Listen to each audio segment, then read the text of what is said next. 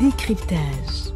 Édition spéciale, talk show, magazine, documentaire, actualité, fiction. Avec notre équipe de professionnels et à travers notre antenne dynamique, réécrivons ensemble la plus belle histoire du développement. Kavi TV, regardez la lumière. Kavi TV, la télé du développement.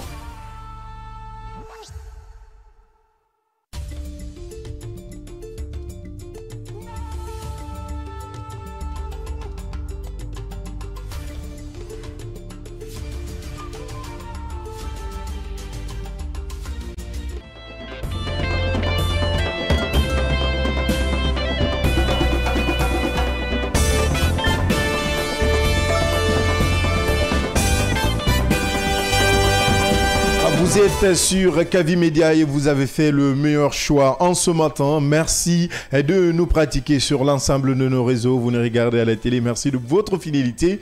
Vous nous écoutez à la radio via notre fréquence disponible sur le 89.5, le numéro 89.5. Si vous êtes à Conakry et environ, merci de nous suivre sur nos différents réseaux sociaux. Vous êtes sur Kavi TV, c'est sur Meta ou sur Facebook. Vous êtes sur Kavi Média si vous pratiquez notre chaîne YouTube. Merci de nous suivre via notre application mobile disponible sur Play Store et App Store et également sur notre site d'information siaminfo.com. Merci de rejoindre ce nouveau numéro de votre émission Le Scanner. Au menu de ce matin, il y a quelques mois, le Conseil national de la transition CNT a déployé ses émissaires à travers tout le pays et à l'étranger pour vulgariser un avant-projet de constitution conçu pour refléter nos réalités. Ce test initial comptait 205 articles. À leur retour, le président de la transition a confié le document à un collège d'experts légalement constitué pour une relecture approfondie. À l'issue de leurs travaux, le test final a été réduit à 199 articles. Et c'est ce projet qui a été officiellement présenté et remis au chef de l'État, le général Mamadi Doumbouya. Il s'agit de la future loi fondamentale qui sera soumise au vote des citoyens le 21 septembre 2025. Inutile donc de rappeler que ce projet comporte des changements majeurs par rapport à l'avant-projet de nouvelle constitution, d'où l'importance de le comprendre dans les moindres détails. Dans le cadre de notre engagement citoyen, nous avons donc lancé il y a une semaine un exercice pédagogique consistant à expliquer article par article de manière claire et comparative les dispositions du projet de constitution. Dans ce nouveau numéro, nous explorons ensemble les articles 118 à 138.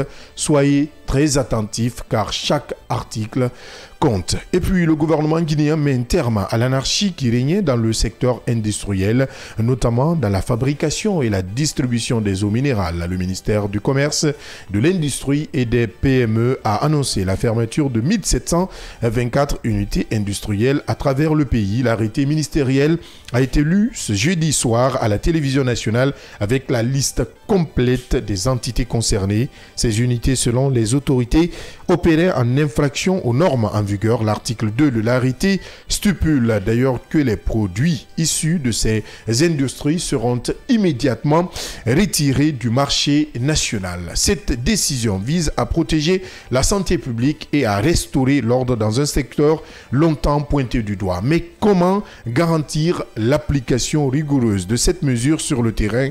Nous lançons le débat dans cette émission.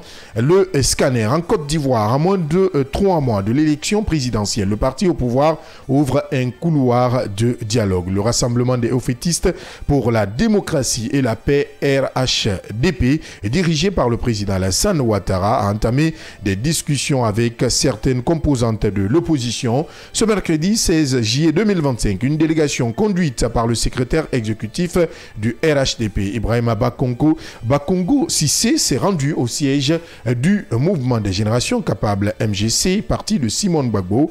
8 sujets majeurs ont été débattus, notamment la réforme du système électoral, la consolidation de l'état de droit et le respect des engagements politiques. Cependant, deux poids lourds de de la coalition. Le cap de la coalition Cap Côte d'Ivoire, le PDCI RDA de Tidiane Thiam et le FPI de Pascal Afin-Guessa ont décliné l'invitation. Pour Afin-Guessa, ce dialogue n'a aucun intérêt politique. Cette initiative du RHDP cache-t-elle une stratégie bien pensée alors que son candidat naturel ne s'est toujours pas exprimé sur sa candidature?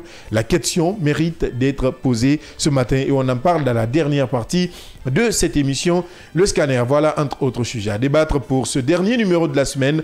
Installez-vous confortablement. Bienvenue sur le Média du Développement.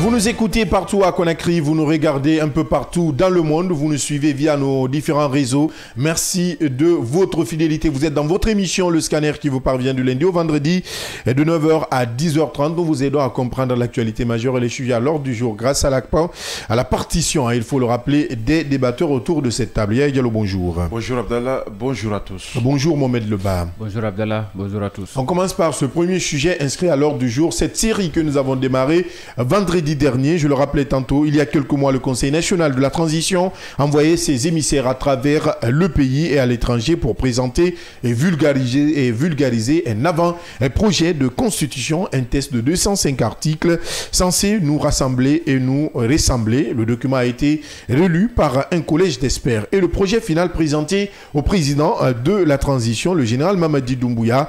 Et ce projet ou cet avant-projet a été ramené à 199 articles. Il faut le rappeler une fois encore, il sera soumis au référendum populaire. Ce sera le 21 septembre 2025. Dans ce cadre, nous allons poursuivre, vous le savez déjà, notre lecture pédagogique et d'analyse et article par article de ce test fondamental. Ce matin donc, nous proposons un focus sur les articles 18 à 138 et on commence par vous, Yaya Diallo. Très bien, il faut rappeler que nous étions hier sous le titre 3 qui faisait, disons, allusion au rapport entre le pouvoir exécutif et le pouvoir législatif. Je crois que Mamel avait terminé par là en disant que l'initiative de loi appartient concurremment aux députés, aux sénateurs et au gouvernement. C'était l'article 17, c'est justement pour mieux soutenir nos auditeurs de là où nous étions hier et de là où nous commençons aujourd'hui. Et voilà, éventuellement... Donc hier, on s'est arrêté à l'article 117. 117. Bien. Alors, qui disait, je le disais tantôt, l'initiative de loi appartient concurremment aux sénateurs, aux députés et au gouvernement. Le Parlement vote seul la loi sous réserve de disposition de l'article 70. Donc ça veut dire tout simplement que c'est le gouvernement et les deux chambres au niveau du Parlement qui ont ce qu'on appelle la priorité de l'initiative de loi dans notre pays ici. Donc à travers les projets de loi bien entendu et les propositions de loi. Alors nous partons directement sur l'article 118 qui nous dit, mais c'est un article très long au niveau du projet de l'avant-projet de nouvelle constitution, très long. Même du projet. Regarde à l'écran, tu comprends. Alors soyons attentifs pour faire l'économie du temps. Oui. Peut-être c'est les mêmes choses qu'on a dû reconduire. On verra très bien.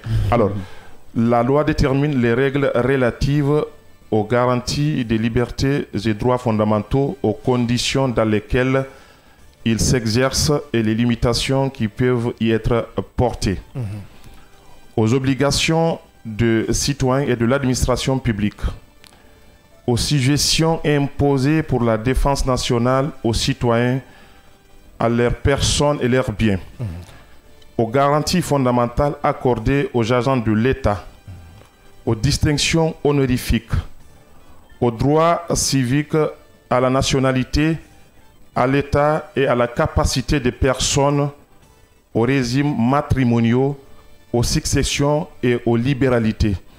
Des termes très juridiques, vous allez constater. Oui. À la procédure selon laquelle les coutumes sont constatées et mises en harmonie avec les libertés et droits fondamentaux.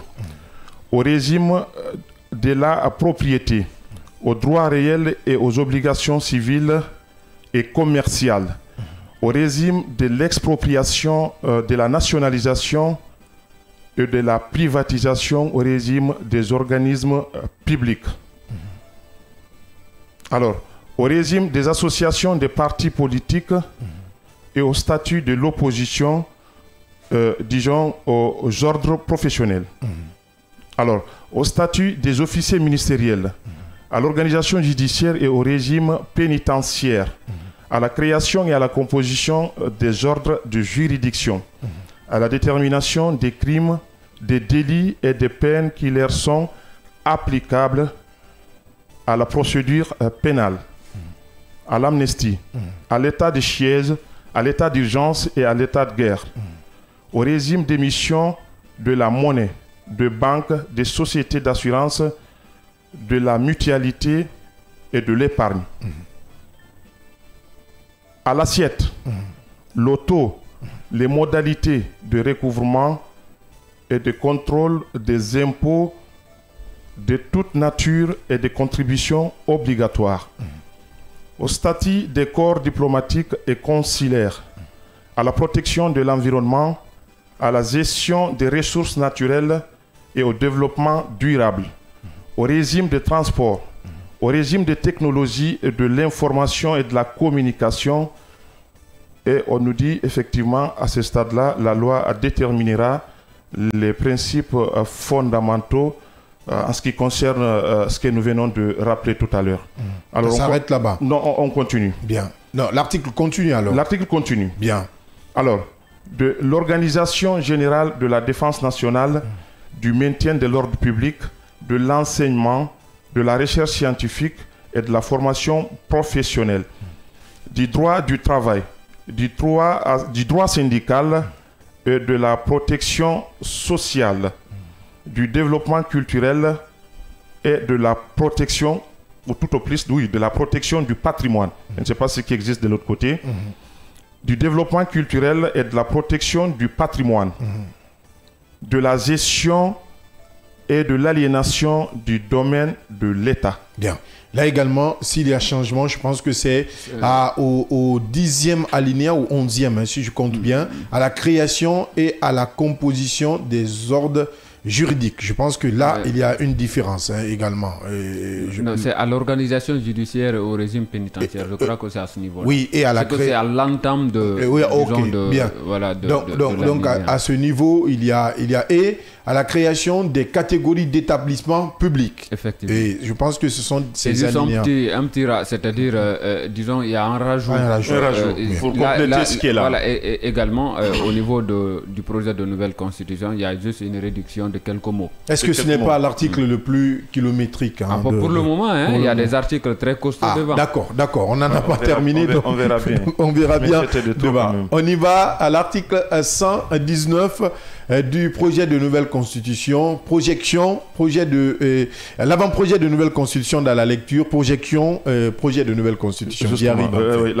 La précision est très importante. Oui, pour ceux qui nous suivent à la télé, c'est pour mieux comprendre. Pour mieux comprendre. Bien, allez-y. Alors, on va lire ensemble avec les téléspectateurs. L'article 119. L'article 119. Les matières autres que celles qui sont du domaine de la loi ont un caractère réglementaire. Lorsque des dispositions d'une loi sont intervenues dans les matières relevant du domaine réglementaire, elles peuvent être modifiées par décret après que la Cour constitutionnelle en a constaté le caractère réglementaire. Lorsque les dispositions d'un acte réglementaire sont intervenues dans le domaine de la loi, elles peuvent être modifiées par une loi après que la Cour constitutionnelle en a constaté le caractère législatif.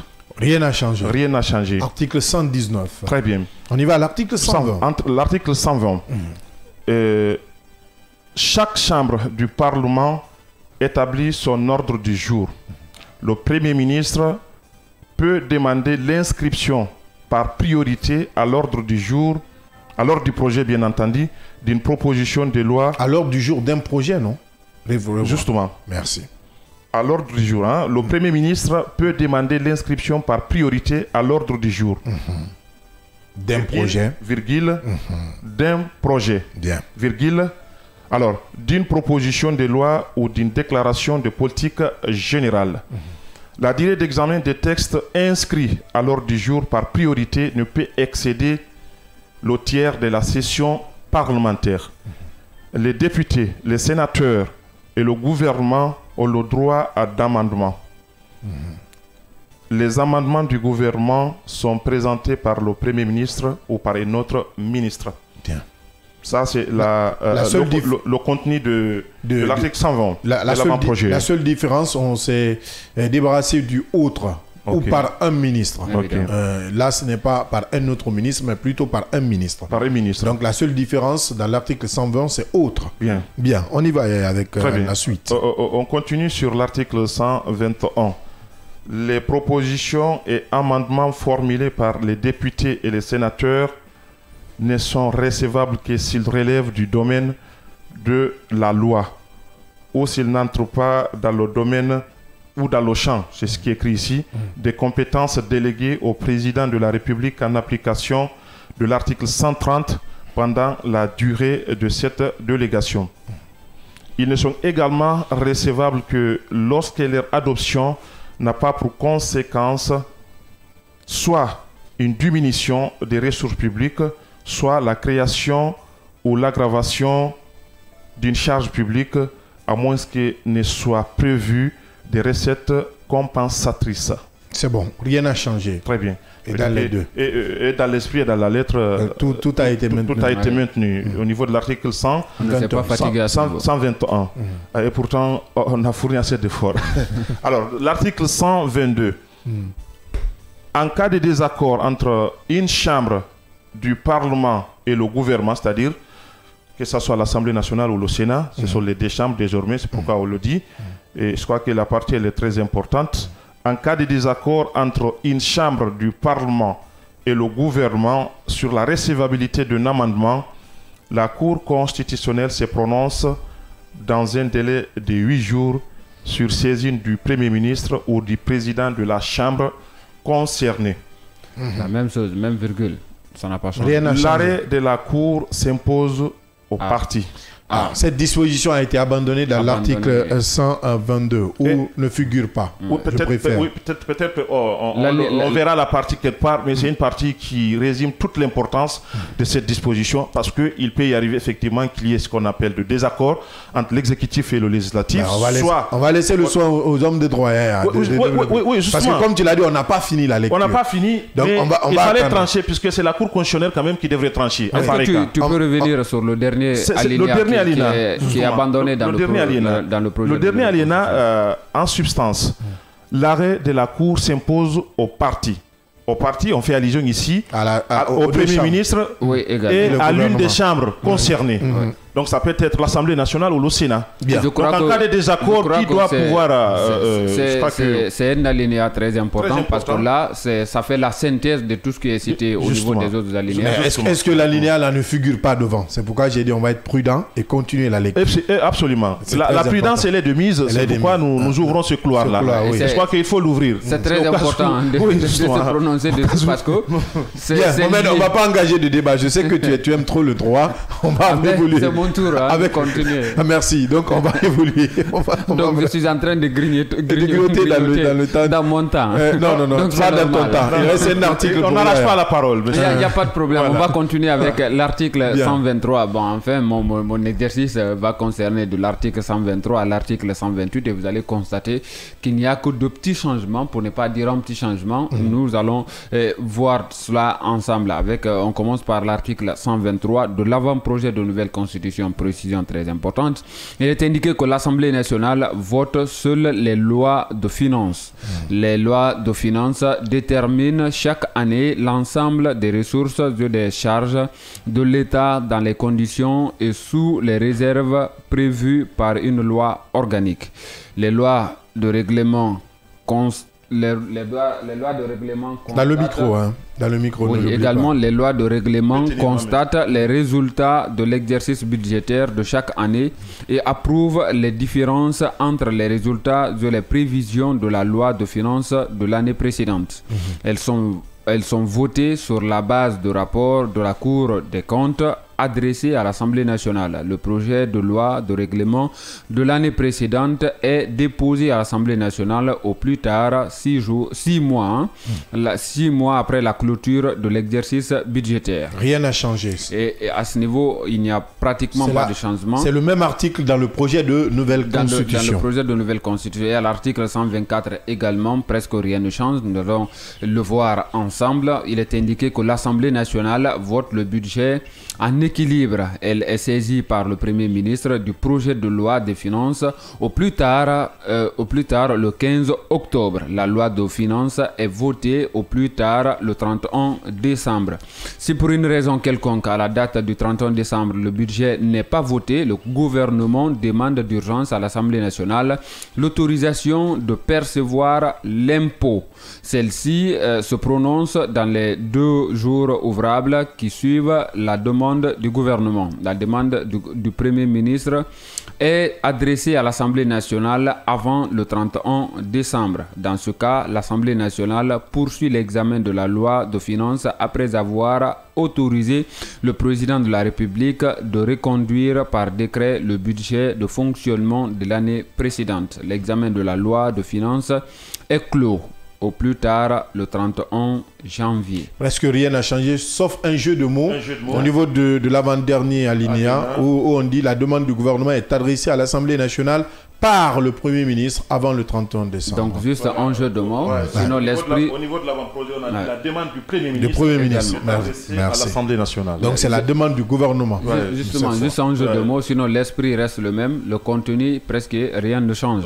Nous allons le voir avec l'article 125 désormais de l'avant-projet de nouvelle constitution. Il est indiqué que l'Assemblée nationale dispose de 60 jours au plus pour voter la loi de finances. Si pour des raisons de force majeure, le gouvernement n'a pu déposer le projet de loi de finances à temps, la session est suivie immédiatement et de plein droit d'une session extraordinaire. Cette session extraordinaire ne peut excéder 60 jours. Je crois que jusque-là, c'est bon. C'est bon. Et c'est la même chose. Nous allons continuer avec l'article 126 où il n'y a qu'un petit changement qui va vous surprendre, mais je vais vous laisser découvrir vous-même ce petit changement. En fait, ce n'est même pas un changement, pardon. Cela pourrait, disons, s'apparenter à une omission. Une omission ou une petite erreur. Il faut le signaler. Il faut rester sur l'article 125. À l'article 126. On est à 126. On continue avec l'article 126.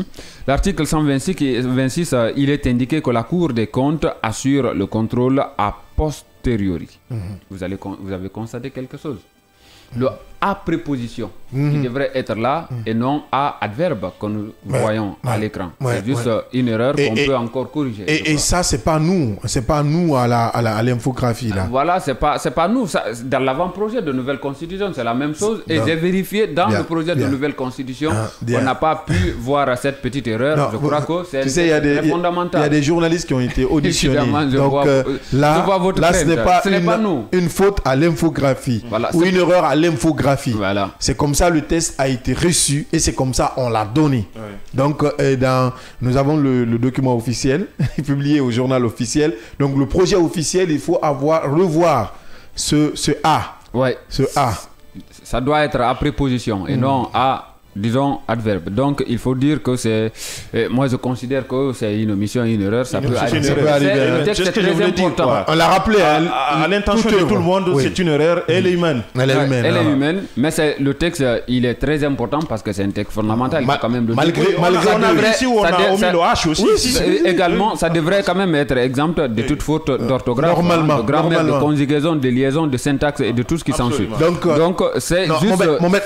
on reste sur cette partie parce que le journal officiel a été remis également aux populations avec cette erreur. Avec cette erreur. Donc nous attirons l'attention du collège d'experts, du CNT et de tout acteur impliqué avant la promulgation, avant même la soumission au peuple. Parce qu'il faut soumettre ce projet. Également. Donc il faut récupérer les exemplaires et soit revoir ça ou utiliser vos bics, mettre en tout cas, quand même, il y a beaucoup de coquilles parce que la dernière fois c'était aussi une omission. C'était concernant la lettre N, notamment nombre quelque part. Maintenant, c'était une erreur d'infographie, je l'ai dit. Ça, c'était là, nous l'avons assumé. Ouais, et là, c'est une erreur. Et ça, c'est une erreur du projet. Vous voyez, cette fois, on n'a pas fait d'infographie. On met le projet selon le journal, selon le projet publié au journal officiel. C'est ce qu'on prend, on met. Si vous avez remarqué. Également. Aucune infographie pour éviter des erreurs que des erreurs. Parce que cette erreur dont on parle, c'est une répétition. Et dans l'avant-projet de nouvelle constitution et dans le projet de nouvelle constitution. Donc nous allons continuer avec ce même article. Nous allons le reprendre. C'est l'article 126 de l'avant-projet de nouvelle constitution ici à l'écran. Le projet de nouvelle constitution. L'article 126, la Cour des comptes assure le contrôle a posteriori de l'exécution des lois de finances. Elle en fait rapport à l'Assemblée nationale et au Sénat. Le gouvernement transmet à la Cour des comptes dans les délais requis les documents nécessaires à l'exercice du contrôle évoqué à l'alinéa précédent. Et si c'est prévu? La seule différence. D'accord. Au lieu de parler d'évoquer, au lieu d'utiliser évoquer, le collège d'experts a préféré prévu. Le français est très riche. Hein? Le français est très riche. Il suffit juste de faire des acrobaties. Délicat et délinquant de fois. Allez-y, on y va avec très élastique aussi. L'article 127. L'article 127, il est indiqué que la loi est transmise par la Chambre compétente du Parlement dans les 8 jours ouvrables à compter de son adoption au président de la République. Pour promulgation, le président de la République promulgue la loi dans les 14 jours à compter de la date de sa transmission. On continue le même article. Dans ce délai de promulgation, le président de la République peut, par message, demander à l'Assemblée nationale ou au Sénat une nouvelle délibération qui ne peut être refusée. C'est très bien précis, une délibération qui ne peut être refusée. Donc, c'est d'office accepté de toutes les parties. C'est juste une formalité de le faire. Donc, le respect à ce niveau s'impose naturellement. Donc, je crois que... On continue. Enfin, dans cet autre article, pratiquement, il n'y a... Non, mais on continue la lecture. On est arrêté à peut-être... Il n'y a pas de changement. Hein, c'est... ne peut être refusé. On est à ce niveau. Ne peut être refusé. Donc on dit dans ce délai de promulgation, le président de la République peut par message demander à l'Assemblée nationale ou au Sénat une nouvelle délibération qui ne peut être refusée. Donc c'était là, on s'était arrêté. On continue. Le délai de promulgation est alors suspendu. L'inscription de la loi à l'ordre du jour est prioritaire. Elle ne peut être votée en seconde lecture que si les 2 tiers des membres qui composent l'Assemblée nationale ou le Sénat se prononcent pour son adoption. Bien, ça c'est l'article 127 et de l'avant-projet de nouvelle constitution et du projet de nouvelle constitution. Presque rien n'a changé également. D'accord. On y va avec l'article 128. Nous allons continuer avec l'article 128 de l'avant-projet de nouvelle constitution ici et à l'écran avec le projet de nouvelle constitution. À l'article 128, il est indiqué que dans les 8 jours qui suivent l'adoption d'une loi, le président de la République, le Premier ministre, le président de l'Assemblée nationale, le président du Sénat, c'est une question de président. Hein? La Commission nationale de l'éducation civique et des droits de l'homme ou en dixième au moins des députés et des sénateurs peuvent, conformément à l'article 140, saisir la Cour constitutionnelle d'un recours visant à faire contrôler la conformité de la loi à la Constitution. Je crois que c'est la même chose jusque-là. Le délai de promulgation est alors suspendu. La Cour constitutionnelle, située dans les 30 jours... Située ou statut? Statut, pardon. Hein, statut. Dans les 30 jours qui suivent sa saisine ou si le président de la République en fait la demande à raison d'une urgence dans les 15 jours.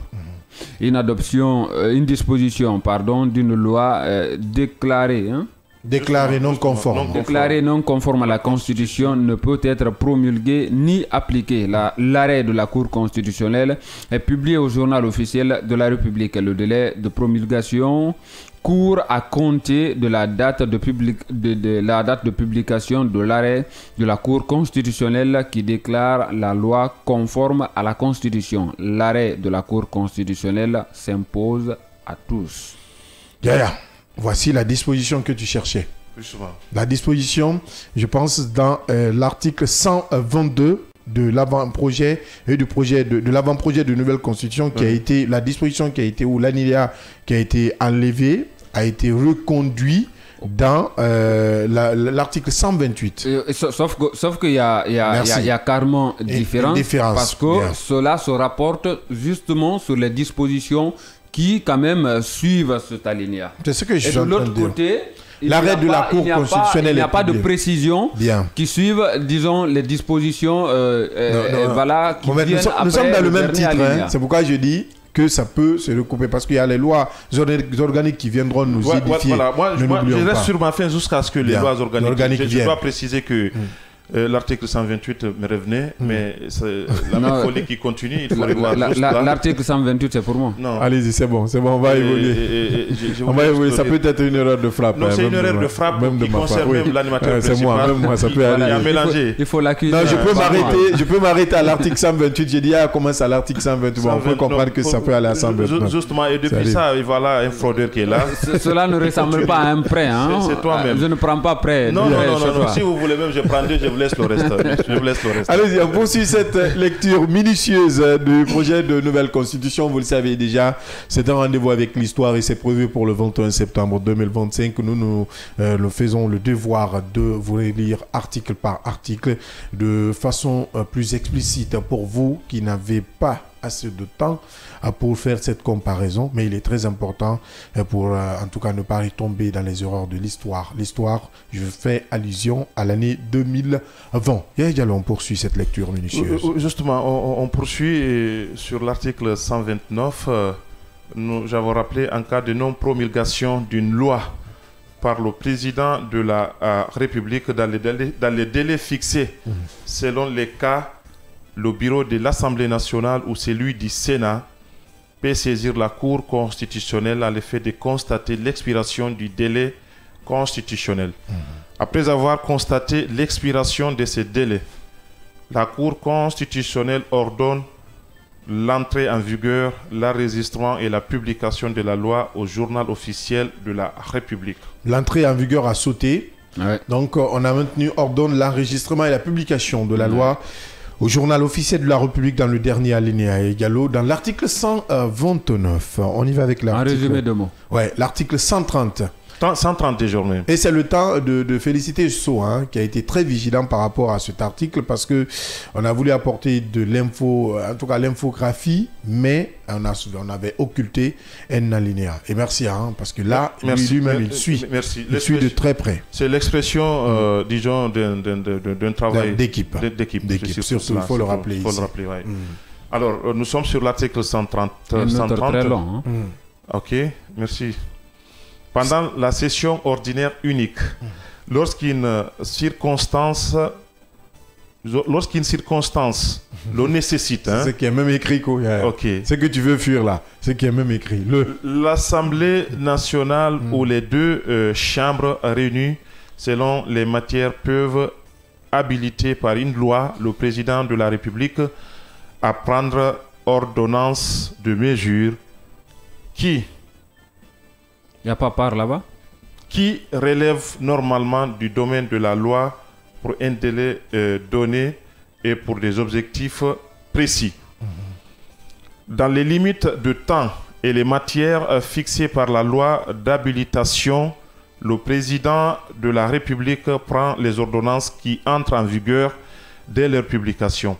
Celles-ci deviennent caduques si un projet de loi de ratification n'est pas déposé à l'Assemblée nationale ou devant les deux chambres avant la date fixée par la loi d'habilitation. Je ne sais pas si nous sommes sur la même longueur d'onde. Jusque-là, ça va. Alors, les ordonnances conservent une valeur réglementaire jusqu'à leur ratification, elles peuvent être amendées lors du vote de la loi de ratification. L'ordonnance ratifiée, il faut le rappeler, acquiert une valeur législative et ne peut être modifiée que par une loi. Rien n'a changé. Hein? Rien n'a changé. In extenso. Ouais, in extenso. Ouais. Alors, article 131. Les lois qualifiées d'organiques par la présente Constitution sont adoptées ou modifiées par les deux chambres réunies en Conseil de la Nation. Ça veut dire que toute loi organique désormais en République de Guinée ici ne peut être modifiée que lorsque les deux chambres au niveau du Parlement se réunissent en Conseil de la Nation. C'est très fondamental. Il n'y a pas d'exception. En attendant que nous lisions ces lois organiques, effectivement, parce qu'il y aura forcément une loi organique aussi qui va consacrer un peu... Et c'est très important aussi pour toi peut-être de rappeler combien de fois, disons, ce Conseil de la Nation se tient dans l'année. Parce que ce n'est pas aussi fréquent. C'est 2 fois. 2 fois, ça a été dit. C'est comme pour dire... Oui, évidemment, c'est un rappel. C'est comme pour dire que quand il s'agit de questions liées à la loi organique, ça va beaucoup attendre. Hein. Très. Justement. 2 rendez-vous. Comme dans certains domaines aussi de la loi. Également. Justement. Merci.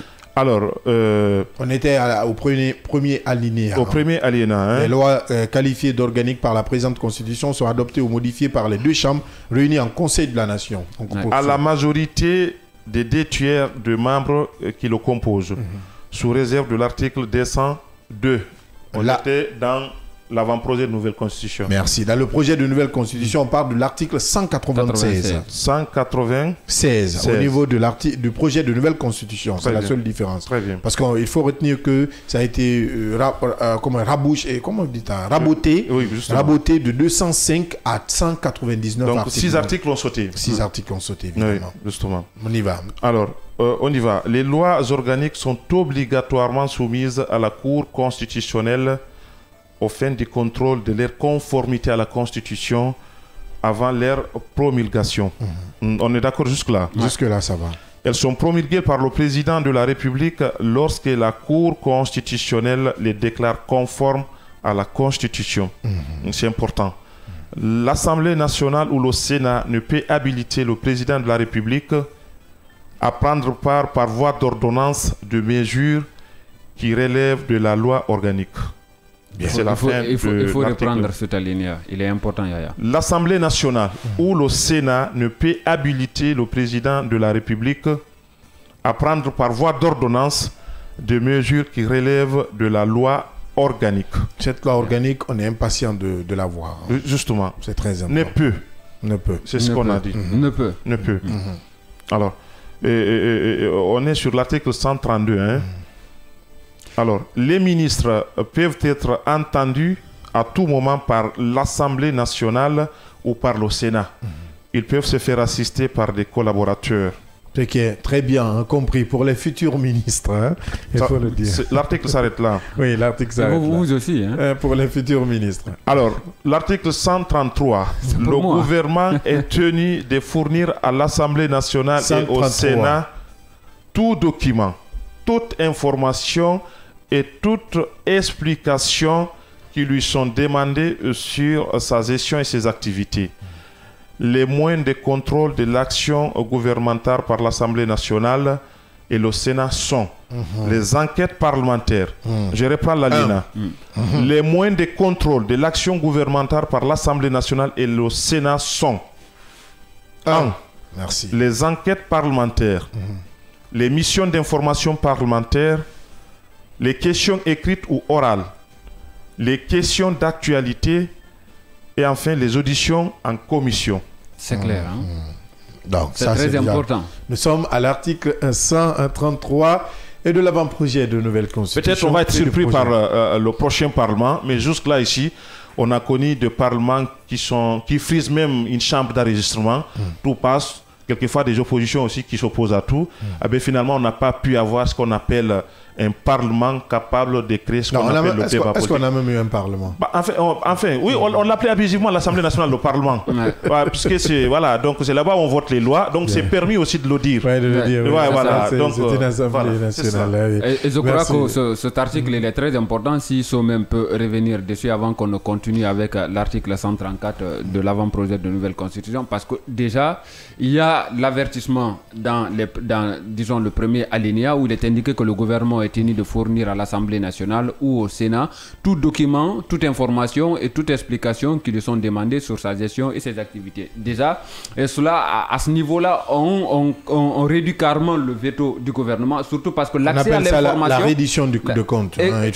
C'est très important parce que nous sommes dans un pays à un moment donné où l'accès à l'information devient très difficile, très difficile. Et pour ceux qui sont, c'est-à-dire censés chercher ces informations-là pour utilité publique, parce que là, c'est très important. Et je crois que le législateur a bien fait aussi de rappeler à l'Assemblée nationale et au Sénat, c'est-à-dire, disons, ces moyens de contrôle-là qui ne doivent pas sortir de ces 5 points cités-là. Bien, on y va avec l'article 134, Mohamed. À l'article 134, de l'avant-projet de nouvelle constitution, il est indiqué que le cadre du contrôle de l'action gouvernementale, l'Assemblée nationale... Dans le cadre, hein, où il n'y a pas dans. On dit dans le cadre du contrôle de l'action gouvernementale, l'Assemblée nationale peut mettre en cause la responsabilité du gouvernement par le vote d'une motion de censure. La motion de censure est déposée à la suite d'un désaccord persistant entre l'Assemblée nationale et le gouvernement sur une question fondamentale se rapportant notamment... On va citer à la mise en œuvre de la politique générale du gouvernement présentée par le Premier ministre devant le Parlement, à l'insuffisance notoire des résultats dans la mise en œuvre de la feuille de route assignée au Premier ministre par le Président de la République, aux conclusions de commissions d'enquête ou d'informations parlementaires mettant en cause le gouvernement du fait d'un ou de plusieurs de ses membres.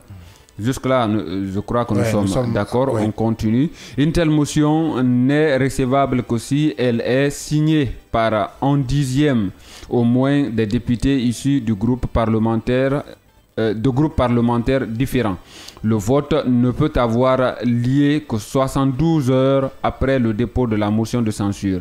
Seuls sont recensés les votes favorables à la motion de censure. Celle-ci ne peut être adoptée qu'à la majorité des 3/4 des membres composant l'Assemblée nationale. Si la motion de censure est rejetée, les signataires ne peuvent en proposer une nouvelle au cours de la même session. Bien, au cours de la même session. Ça, c'est l'article 134. Je pense que c'est la même chose. Hein, rien n'a changé. Je crois que c'est la même chose. Rien n'a changé. Et un article très important et très, très précis. Ouais, on va aller avec l'article 135. Lorsque l'Assemblée nationale adopte une motion de censure, le Premier ministre remet au Président de la République la démission du gouvernement. Le Président de la République ne peut la refuser. Ne peut la refuser, la demande de démission. De démission Donc si elle est remise, c'est définitif, il faut le dire. Le président, en aucun cas et en aucun moment, il ne peut refuser cette décision de démission du gouvernement. Il est sous tutelle, donc le Premier ministre est nommé, donc il peut être révoqué à tout moment. Il peut être révoqué à tout moment. Et il peut aussi démissionner, on ne va pas le plaider pour qu'il reste. Hein? La loi interdit au président de la République de demander qu'il reste même, disons, 1 seconde ou 3 secondes même après.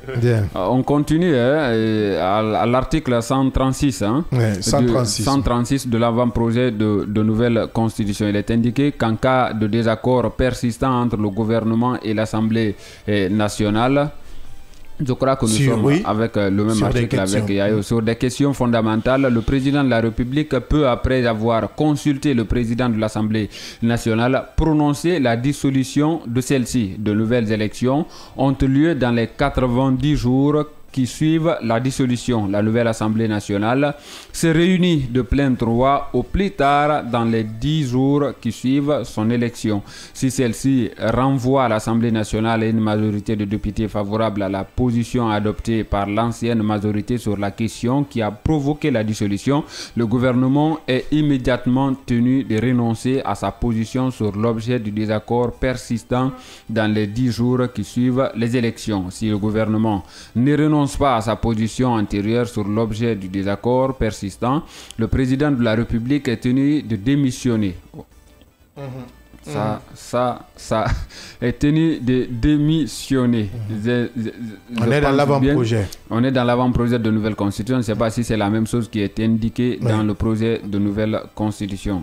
Je répète, si le gouvernement ne renonce pas à sa position antérieure sur l'objet du désaccord persistant, le président de la République est tenu de démissionner. Bien. La succession est alors ouverte conformément à l'article 72 de la présente Constitution.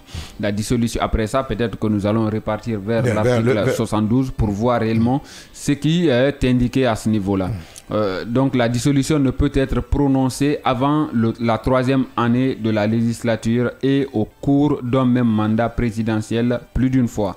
En cas de désaccord entre le gouvernement et l'Assemblée nationale, avant la 3e année de la législature, la Cour constitutionnelle peut être saisie par le président de la République ou par le président de l'Assemblée nationale ou par un dixième des députés issus de groupes parlementaires différents. La décision de la Cour constitutionnelle s'impose au gouvernement et à l'Assemblée nationale. L'Assemblée nationale ne peut, sous peine de dissolution, s'opposer à la décision de la Cour constitutionnelle.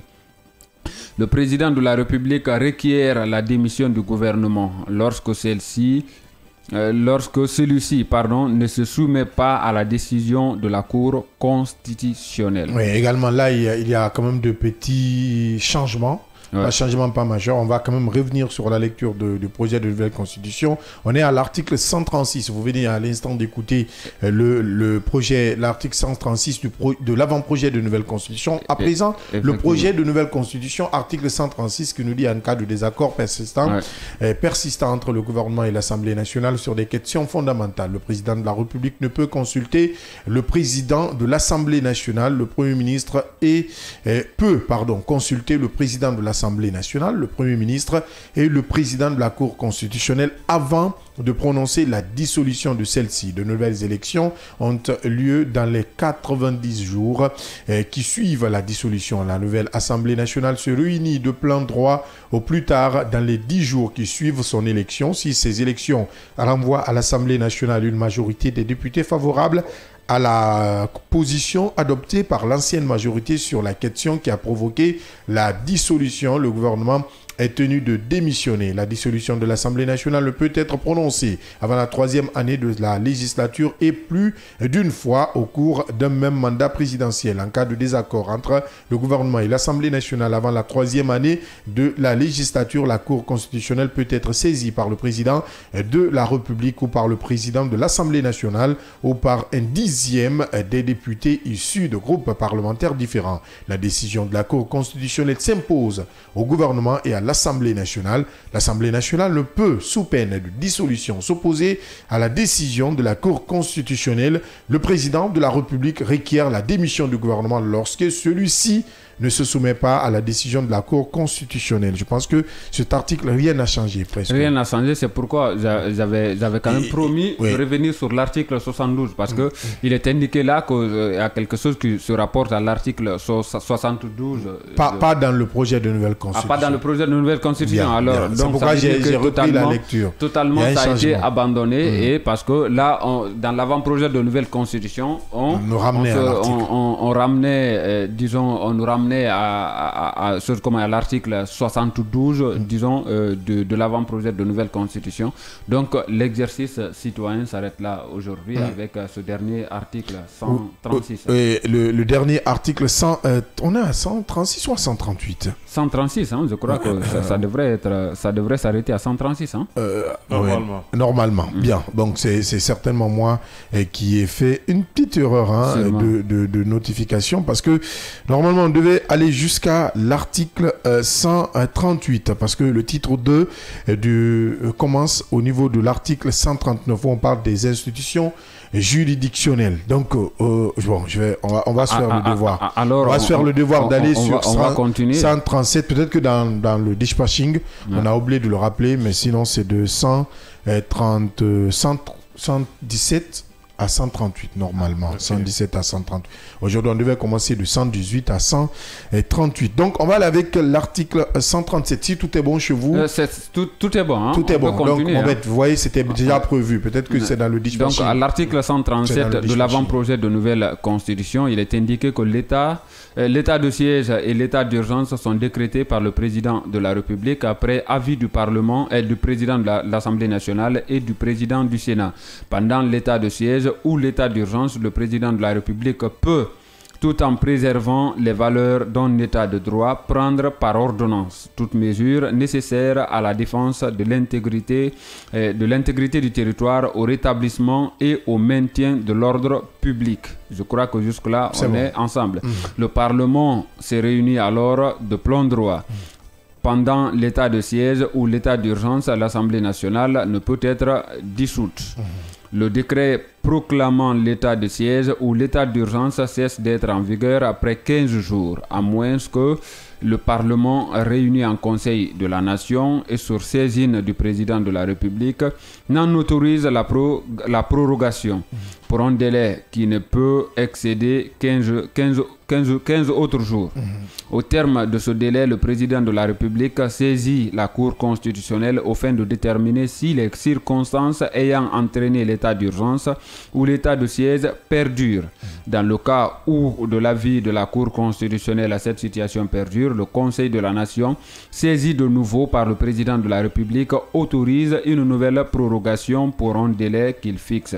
Le Conseil de la Nation est régulièrement informé par l'autorité compétente de l'évolution de la situation. Dans tous les cas concernant cette disposition, le Conseil de la Nation vote à la majorité absolue de ses membres. Les décrets pris en application de l'état de siège ou de l'état d'urgence cessent d'être en vigueur à la fin de ceci. Article 138, si tout est bon chez toi. On parle là de l'état de guerre. Hein. J'aurais bien voulu... Que Mohamed continue. Voilà. Allez, Mohamed, on y va avec l'article 138 de l'avant-projet de nouvelle constitution qui ne change pas aussi dans le projet de nouvelle constitution. Ah oui, effectivement, il n'y a pratiquement pas de changement. À l'article 138, il est indiqué que l'état de guerre est déclaré par le président de la République après avoir été autorisé par le Parlement réuni en Conseil de la Nation à la majorité des 2/3 de ses membres. Là, sauf que là, on parle de 3/4 de ses membres dans le projet. On augmente un peu. On monte d'un cran. Oui, les 3/4 de ses membres, à la majorité des 3/4 de ses membres, le président peut déclarer l'état de guerre en République de Guinée. Voilà terminé pour cet exercice. En tout cas, pour ce vendredi, le lundi, on va démarrer avec le titre 2 des institutions juridictionnelles. Là également, il y a des choses à dire et on va préparer le moral et des auditeurs et des téléspectateurs parce que là, ce sont des articles très intéressants et qui parlent de droit. De droit, il faut faire très attention. De droit. À un moment donné où il faut quand même le dire que l'appareil judiciaire bat de l'aile. Parce qu'avec ce que nous connaissons aujourd'hui, notamment, c'est vrai qu'on se pointe vers les vacances judiciaires, mais ce qu'on a connu ces derniers temps-là par rapport à ces désaccords-là, et parce que la dernière fois même, le président, du conseil de l'association de la magistrature... Le barreau. Non, je parle... AMG. Oui, effectivement. L'association des magistrats de Guinée. L'association des magistrats de Guinée, il le rappelait, aujourd'hui, il ne faut quand même pas se le cacher. C'est une réalité, c'est un secret de polichinelle. Ce secteur, aujourd'hui, bat de l'aile. Je crois que peut-être que le président de la République serait à l'écoute de cette émission. prendra les dispositions. Mais il écoute cette émission. Hein. Non, il faut le mettre au conditionnel parce que non, là, ça nous rappelle Alpha Condé qui disait qu'il n'écoute pas. J'évite le conditionnel, il écoute cette émission. Vu que l'administration c'est une continuité.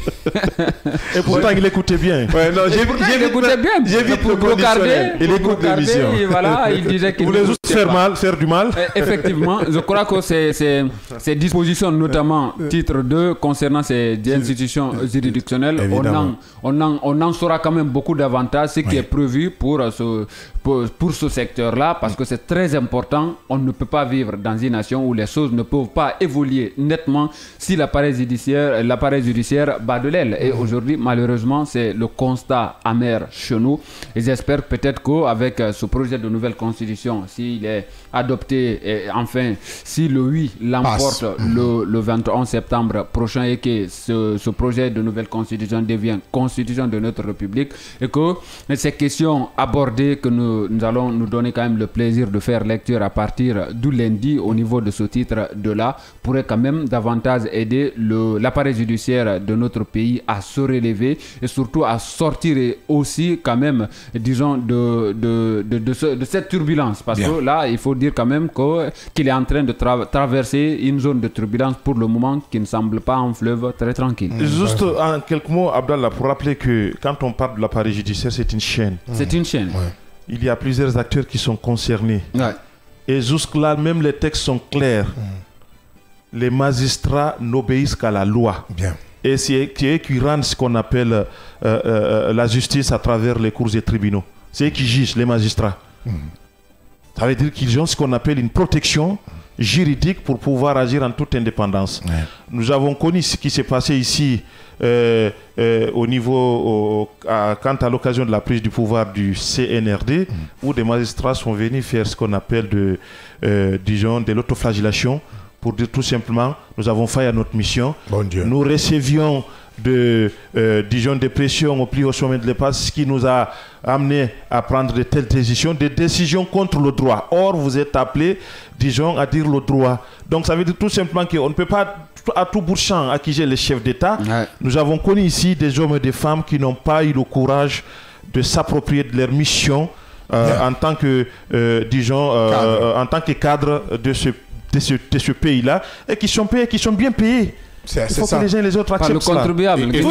Ce qui est très important, avec tous les articles que nous avons rappelés, Abdallah, 30 secondes, je ne vais pas excéder. Sinon, tu vas payer la pub. Et également, tous les articles, la plupart concernant les contentieux, nous voyons quand même que ce sont des contentieux qui quand même se ramènent à la Cour constitutionnelle. La Cour constitutionnelle, si on n'est pas apte à dire le droit, je crois que ça a encore davantage créé le problème, même s'il s'agit du président de la République, quand c'est la loi, il faut l'appliquer. Il faut forcément l'appliquer. Nous allons ouvrir ce titre 2 à partir de lundi dans cette série que nous avons démarré avec vous, auditeurs et téléspectateurs. Mais cette émission, c'est encore parti pour plus de 30 minutes, auprès de 30 minutes. Nous allons parler après la pause ou après la pub. Nous allons parler de ce coup de balai sans précédent dans le secteur industriel guinéen. Ne zappez surtout pas la pub.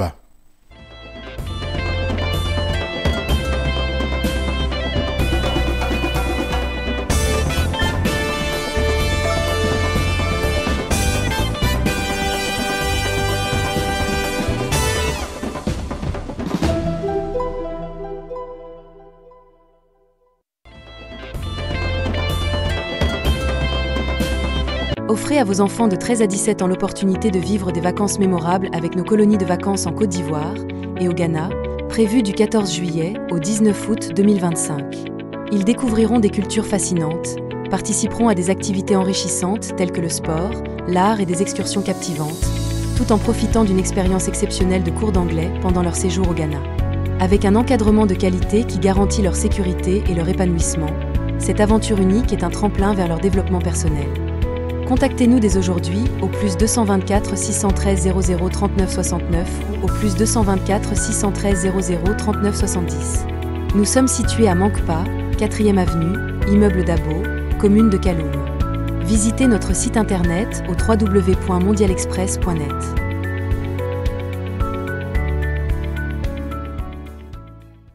Chez Mondial Express, nous transformons vos voyages en une expérience inoubliable. Faites confiance à notre expertise pour des services de qualité supérieure. Grâce à notre service d'assistance visa, simplifiez toutes vos démarches administratives à travers nos experts. Avec notre service billetterie, réservez vos billets pour toutes les destinations du monde avec facilité. Profitez de notre flotte de véhicules modernes et fiables pour tous vos déplacements à travers notre service de location de véhicules. Grâce à notre service d'évacuation sanitaire, comptez sur notre service réactif et professionnel pour vos besoins médicaux à l'international. Assurez-vous d'un environnement impeccable avec nos services de nettoyage de qualité. Transportez vos marchandises en toute sérénité grâce à l'expertise de notre service de transit. Développez vos compétences d'agent de voyage avec nos formations spécialisées suivies de stages pratiques au sein de nos équipes. Contactez-nous dès aujourd'hui au plus 224 613 00 39 69 ou au plus 224 613 00 39 70. Nous sommes situés à Mankpa, 4e avenue, immeuble Dabo, commune de Kaloum. Visitez notre site internet au www.mondialexpress.net. Mondial Express, chaque voyage est une histoire. Vous pouvez désormais suivre l'ensemble de nos programmes via notre application disponible sur Play Store et App Store. L'information est le meilleur carburant pour faire fonctionner les machines pour un développement durable. La photographie de l'actualité, c'est aussi sur siaminfo.com, notre plateforme dynamique. Bonsoir, bienvenue dans ce nouveau rendez-vous hebdomadaire de Tour d'Europe. Une qualification pour la Coupe du Monde en 2026 vient rapidement au mois de mars. Ça va nous permettre, si ils arrivent à achever le stade du 28 septembre. Mais ça lui permettrait de se frotter à des très grands joueurs, l'un des meilleurs au monde.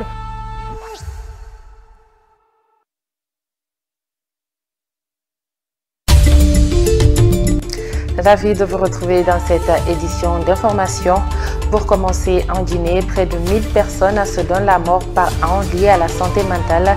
Les causes de cette maladie sont liées à beaucoup de facteurs dans la vie de l'homme et peuvent avoir des conséquences fâcheuses pour ceux qui en souffrent.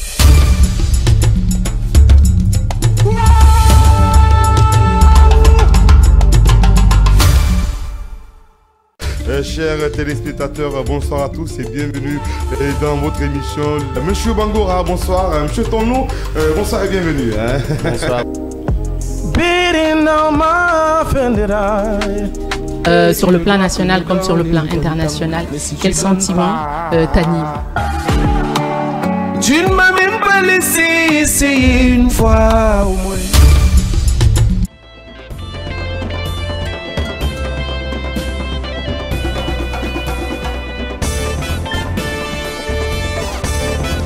Merci de nous retrouver. Si c'est maintenant, vous le faites dans la deuxième et dernière partie de cette aventure, cette émission, le scanner de Kavi Média, qui vous parvient du lundi au vendredi quand il est 9h jusqu'à 10h30 et minutes. Nous vous aidons à comprendre l'actualité des sujets à l'ordre du jour. Je l'annonçais avant, la pub, c'est un coup de balai sans précédent dans le secteur industriel guinéen.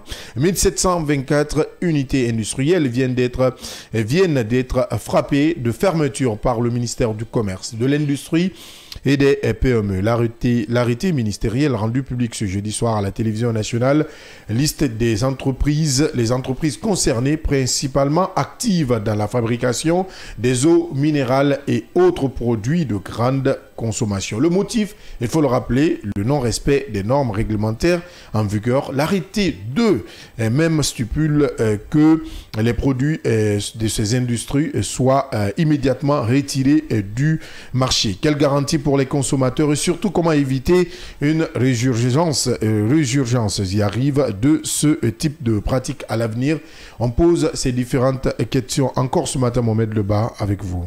Oui, c'est très important. Il faut le préciser que la décision est tombée comme un coup de couperet sur la tête quand même, disons aujourd'hui des sociétés de fabrique d'eau. En plein fond, ce n'est pas seulement ça. Tu n'as pas entendu l'eau le bas dans la liste parce que moi j'ai tout entendu. Il y a presque tout. Mais en fait, c'était quand même attendu et parce que ces menaces planaient ces derniers temps. Nous avons vu Dr Diaka monter au créneau. Et il faut féliciter cette dame. Et il faut quand même se dire dire que c'est une décision aujourd'hui très... Il faut la osée. féliciter avec prudence. Avec prudence, c'est ce que je dis, mais il faut féliciter. Beaucoup de prudence, il faut pas... Parce que c'est osé, hein, c'est Voilà, osé. ça- Kouroussa, la liste de Kouroussa, de Farhana, de Kankan que j'écoutais, ils ont même donné de l'eau aux journalistes. Je me demande quelle eau aussi, lui aussi, il a bu, le présentateur. Parce que si ça tombe sur une eau déjà qui est sur la liste, c'est compliqué. Ah ben, parce qu'il y a des sociétés aujourd'hui de fabrique d'eau qui quand même se retrouvent sur la liste, qui étonnent, hein, qui étonnent.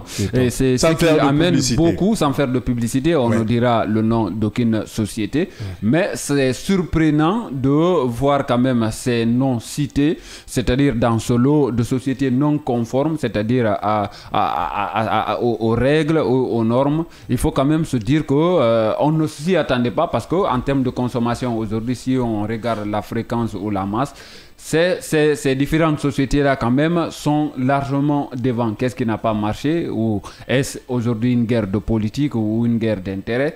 Nous allons peut-être le constater, disons, dans les jours à venir. On va enquêter Au-delà davantage. au-delà de la décision prise aujourd'hui, il y a quand même des interrogations, notamment sur les moyens de bord aujourd'hui pour faire respecter cette autre décision sur, disons, quand même le terrain, parce qu'on parle de 1724, disons, sociétés industrielles, hein. Il faut quand même le préciser, 1700. Comment faire respecter cette décision? Est-ce qu'on a tous les moyens de notre politique? Non, mais la honte Guinée, c'est énervant. Il y a OCD. C'est quelque chose. Non, association. Tu n'as rien vu. Ce qui reste maintenant, ce n'est pas chaque quartier son nom, hein, c'est chaque ménage son nom. C'est chaque ménage son nom, c'est tout ce qui reste. Donc il faut rappeler quand même d'abord le contexte, disons, réglementaire et déclenchement de l'opération. On se rappelle également le 9 juillet 2025, un décret présidentiel avait instauré une classification, disons, des instruits, notamment en 6 catégories, de A à F, basée sur la puissance notamment installée et aussi les matières premières utilisées et le volume de production. Parce qu'il faut se dire quand même que cet arrêté lu hier à la télévision nationale ne concerne pas que les sociétés de fabrique d'eau. On parle de sociétés industrielles, c'est-à-dire dans le sens large du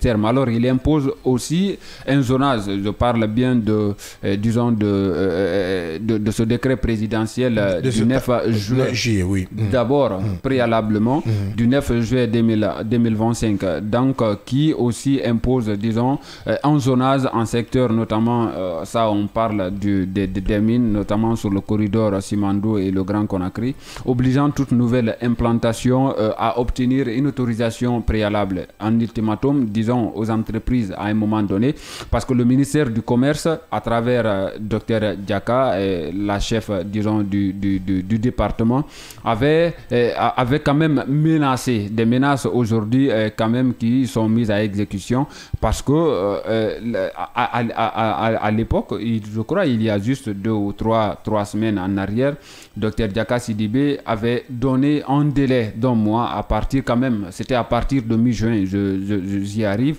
aux unités industrielles de fournir, disons, leurs autorisations d'implantation, d'exploitation, et surtout aussi de mise sur le marché des produits. Aujourd'hui quand même, des produits qui prêtent à débat, notamment, et voilà, qui font naître toutes les confusions du monde. Il y a eu également une intervention, ce qui est musclé déjà, qui est survenu hier à travers cet arrêté-là, le 17 juillet 2025. Donc le gouvernement, à travers le ministère du Commerce, a annoncé la fermeture immédiate de 1724 unités et le retrait de leurs produits du marché, invoquant ainsi des activités illicites et des violations des normes. Parce qu'aujourd'hui, les gens ne voient que le côté, c'est-à-dire violation des normes. Violation des normes, côté. Mais il y a de l'autre côté, on parle d'activités illicites. Parce que si vous n'êtes pas dans les normes, vous tombez carrément c'est-à-dire dans des activités illicites non conformes. Donc tout simplement, c'est compréhensible à ce niveau-là. Il y a également des motifs quand même, disons, évoqués par le ministère, notamment selon les autorités, les unités qui sont ciblées opéraient en infraction sur plusieurs plans. notamment le défaut d'autorisation, l'absence de documents légaux, autorisation d'implantation, d'exploitation. Il y a aujourd'hui des risques sanitaires qui sont, c'est-à-dire des risques sanitaires qui sont également évoqués par les autorités, parce que la plupart, ces partis, c'était même aujourd'hui le temps de freiner ce élan-là, parce que ça allait loin. Ce n'était plus, on parlait de chaque quartier qui a son eau. Maintenant, c'était au-delà de ça, parce que ce qui risquait d'arriver, c'est d'assister à chaque ménage à son eau, chaque ménage son eau. Donc, il y avait quand même une floraison de sociétés de fabriques d'eau. Parfois même, ce n'est même pas l'eau bien traitée, et vous allez le comprendre. Donc, sans aucune norme. Donc, la santé des populations était quand même en jeu, et c'était le moment de siffler également la fin de la récréation. On parle de conditions de travail précaires, notamment côté employé, c'est que vous étiez en train de rappeler, parce qu'il y a de l'exploitation notamment de main-d'œuvre et surtout l'insécurité concernant même les installations de ces différentes sociétés-là. Alors, il y a aussi également à côté une concurrence déloyale. Ce qui est aussi cité et évoqué par le ministère, ces unités, selon le ministère du Commerce, échappaient au contrôle fiscal et faussaient quand même l'équilibre du marché. Ce qui n'aide pas quand même l'État, il faut aussi le signaler, parce que si vous fuyez quand même à ces différents contrôles-là, notamment même aux impôts, parce que ça veut dire que vous fabriquez de l'eau, c'est-à-dire dans votre maison, dans votre cour, vous n'avez pas de normes, vous le faites de façon clandestine, ça veut dire que l'État n'a presque pas de contrôle sur vous, donc ça devient problématique, paradoxal. Et aujourd'hui, c'était quand même un paradoxe pour l'économie. Il faut quand même le dire, parce que nous assistions quand même à une croissance globale, notamment concernant aujourd'hui, voir qu'il y ait de l'assainissement dans ce secteur-là. Je crois tout ce qu'on peut aujourd'hui dire, c'est se frotter les mains, même si je le disais à l'entame de mes propos, qu'il y a aujourd'hui des interrogations quand même qui surgissent, notamment sur les moyens de bord, les moyens de l'État pour faire respecter ces différentes décisions-là. Ce sont des décisions très importantes, mais comment faire respecter? Est-ce que l'État aujourd'hui a les moyens de sa politique pour parvenir réellement à retirer ces produits sur le marché? Je crois que c'est la grosse interrogation, parce que de par le passé... Je les amène même à Kumba où l'accès est difficile, où la société est implantée illégalement, elle distribue de l'eau. Comment vous allez faire pour avoir de l'eau minérale de ce côté? Bon, mais il n'y a pas de décision aussi sans peut-être ses conséquences. Il y a aujourd'hui beaucoup d'interrogations. Il y a des endroits... Nous estimons que la décision a été la circulation, notamment le transport de ces eaux, vous allez comprendre que si vous quittez la zone de Conakry, difficilement pour vous de trouver quand même quelques eaux, c'est-à-dire ou quelques sociétés qui existent à l'intérieur du pays. Donc ça veut dire qu'à partir de vraies unités, à partir de l'intérieur du pays, vous allez trouver d'autres unités de fabrique. Donc c'est ça le problème, parce qu'on peut dire que si ces unités de fabrique sont toutes concentrées à Conakry, à partir de là on coupe, c'est terminé. Mais il faut aller, c'est-à-dire assainir toute l'étendue du territoire aujourd'hui pour voir, parce que au-delà même de ce chiffre évoqué par le ministère, il faut dire que ça va au-delà de ça. Forcément. Ça va au-delà de ça. Pour le moment, on va essayer de voir ou de regarder, observer le ministère à l'œuvre, parce qu'on dit que souvent le maçon, on le reconnaît au pied du mur, ses œuvres ou ses prestations. Pour le moment, il faut rester et s'interroger, continuer réellement à attendre des résultats, notamment de l'application de ces différentes mesures. Donc nous allons fouiller en profondeur, en tout cas pour en savoir davantage sur cette décision. Il y a Diallo, plus d'eau à Bofa, ni d'eau au Tchangel. Je préfère aller sur ces deux noms. M'arrêter là. Ouais, la liste elle est assez longue.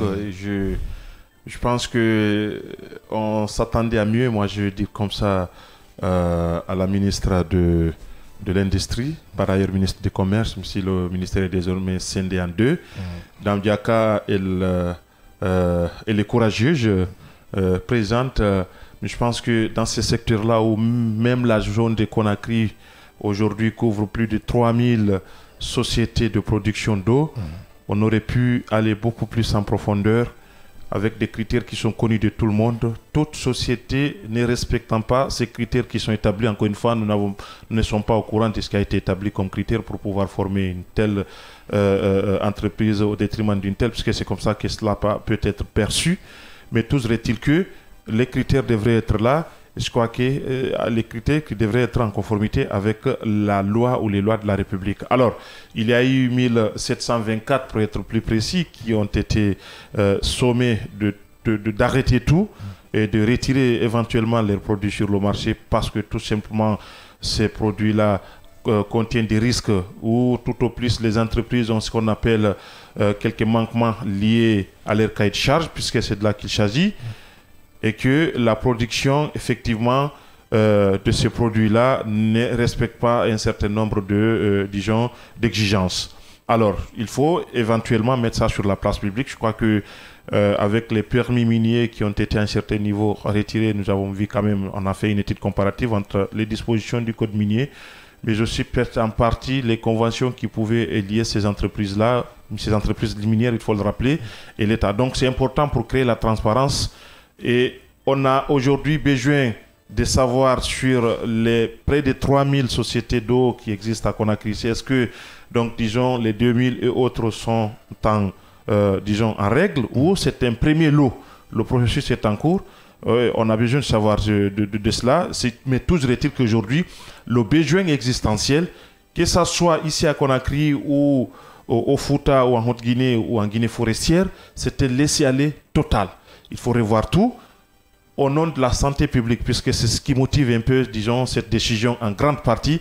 C'est la santé publique et ça relève justement de la mission du gouvernement. Il faut veiller à tout cela à travers tous les permis qu'on est en train d'accorder à ces différentes sociétés-là pour exister et exercer, disons, leurs activités au niveau de notre pays. Donc, je pense qu'il faut revoir les choses et de ne pas,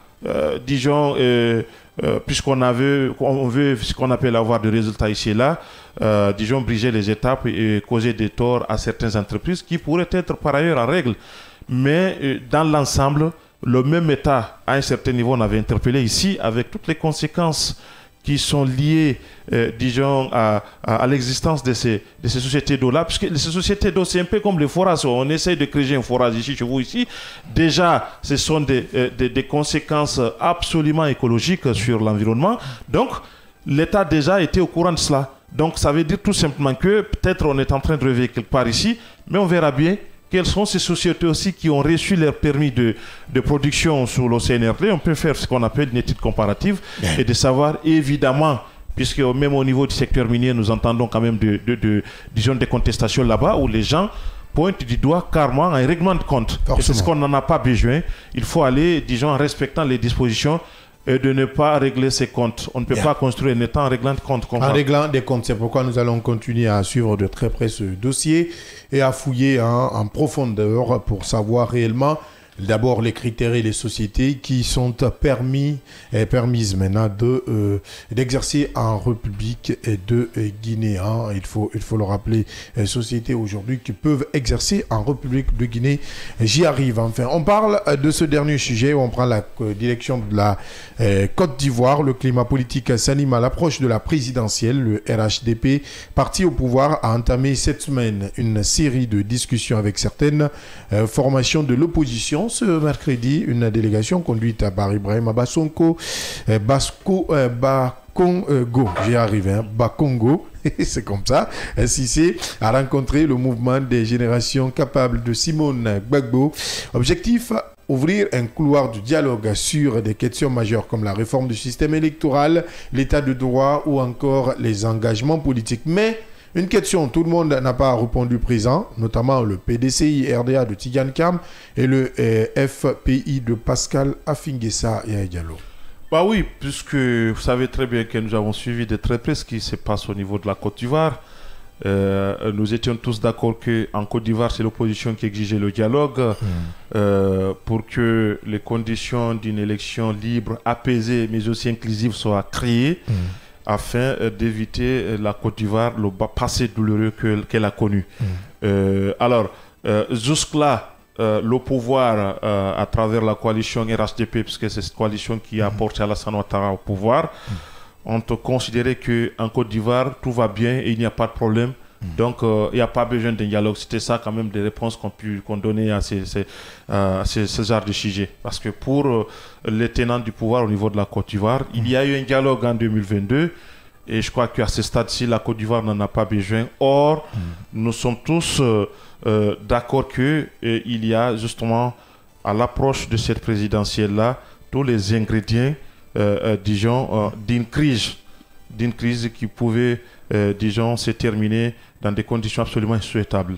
Donc, ça veut dire tout simplement que le RHDP joue à la politique de l'Autriche.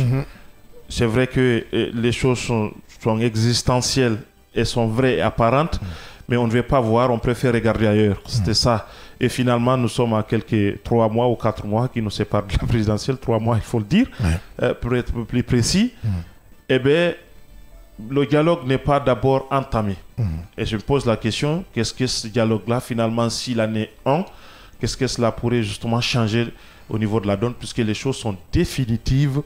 Tous ces leaders qui sont en conflit avec la loi ne seront pas candidats. Or, ce sont les leaders, disons, les plus représentatifs. Alors, pour d'autres, on peut comprendre, mais pour certains, il y a naturellement, puisque ça peut aussi, comme on le dit en Afrique ici, cela pourrait, disons, relever, disons, de la magnanimité du chef de l'État. Il peut amnistier, il peut gracier, éventuellement engager, disons, une procédure au niveau du Parlement pour que l'amnistie soit là et permettre les uns et les autres d'être candidats compétitifs. C'est pour apaiser. Alors, nous connaissons la réalité sociologique de la Côte d'Ivoire. Presque tous ces leaders dont on parle, quand nous prenons l'OPDC, RDA, nous connaissons la communauté ou l'ethnie majoritaire qui compose ces partis-là. Ça se passe un peu partout. Chaque parti a son fief à lui. Et il se trouve que au niveau du PDCI, il y a justement une ethnie majoritaire qui compose, disons, ce parti-là. C'est vrai que ce sont des partis nationaux, il faut le rappeler, qui ont des représentations un peu partout, mais c'est des partis qui ont leur fief, aussi connus et reconnus. Nous avons le PACI, puisque c'était le FPI de Laurent Gbagbo, finalement, avec ses différends entre lui et Pascal Affi-N'Guessan, il a dû céder le parti à Pascal Affi-N'Guessan, son ancien Premier ministre, et finalement, il a créé son parti à lui, le PACI. Donc, ça veut dire tout simplement que ce sont des partis qui ont traditionnellement leur fief à eux, donc majoritairement composés de leurs ethnies. Et nous avons aussi de l'autre côté, et voilà, donc c'était à l'époque le RDR de l'autre là du président Alassane Ouattara, et bien finalement c'est le RHDP. Et nous avons aussi de l'autre côté Guillaume Soro aussi, qui a sa formation politique aussi, qui a sa base électorale. Donc au nom de la paix, puisque nous savons très bien que partout à travers le monde, à des questions aussi importantes ou des sujets aussi brûlants, eh bien, le droit peut sauter au nom de la politique pour la paix. Ça peut se faire et je pense qu'il faut que les uns et les autres soient conscients de cela. On ne peut pas, disons, vouloir faire les choses en rééditant, disons, les erreurs du passé. Et nous sommes en train de voir évidemment, effectivement, ce qui s'est passé il y a de cela 20 ans au niveau de la Côte d'Ivoire, c'est-à-dire que cette volonté d'exclure les uns et les autres. Puisque si on veut la paix, évidemment, toutes les conditions sont là pour qu'il y ait la paix. Mais si on ne le veut pas, écoutez, on peut créer aussi toutes les conditions pour créer ce qu'on appelle l'instabilité. On ne le souhaite pas en Côte d'Ivoire. Il faut l'éviter en Côte d'Ivoire et permettre, favoriser le dialogue, comme l'a demandé l'opposition. Aujourd'hui, si c'est le RHDP qui fait le premier pas, que ce pas soit là une stratégie politique ou pas, il faut quand même tendre la main, écouter le parti au pouvoir, parce qu'en attendant, Alassane Ouattara n'est pas candidat. En attendant. En attendant. Il faut dire qu'il ne s'est pas prononcé. Donc, en attendant, il n'est pas candidat. La surprise, c'est le contraire. Mais tout est qu'aujourd'hui, on sait que tout est acquis. La surprise, c'est le contraire. En attendant, il n'est pas candidat. Parce que c'est ça aussi, le grand-père, il sait à quel moment taper. Hein. Donc, pour le moment, le grand-père, il n'est pas candidat. Donc, on a vu Alpha Condé à l'œuvre ici. Non, c'est ça. C'est aujourd'hui presque le même contexte, il faut le dire. Alassane Ouattara qui s'apprête enfin, aujourd'hui, parce qu'il y a beaucoup de velléités qui lui sont quand même accordées par l'opposition, notamment ivoirienne, concernant ses intentions de se maintenir au pouvoir pour, disons, son 4e mandat. Hein. Et la dernière fois, selon quand même les discours... 4e mandat consécutif. Il n'y a pas eu de rupture, il n'y a pas eu de pause, même d'une seconde. Il faut quand même le préciser.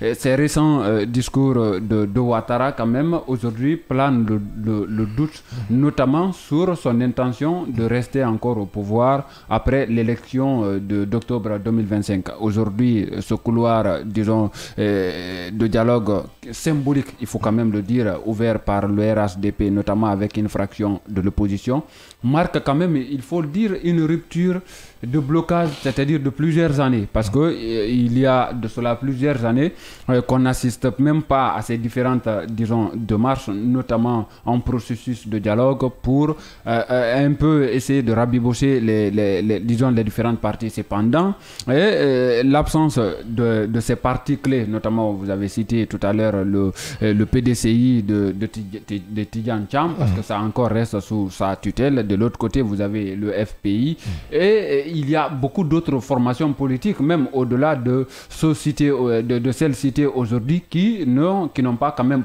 qui ne sont pas pour le moment rencontrées par le camp présidentiel, notamment avec cette coalition RHDP. Cependant, il faut quand même dire que l'absence de ces partis, notamment, et le flou également, disons, sur la candidature d'Alassane Ouattara, et le manque d'engagement aussi concret sur les réformes électorales, parce qu'on en a toujours discuté et dans ce studio, même avec les acteurs politiques de la Côte d'Ivoire que nous avons, disons, eu dans cette émission.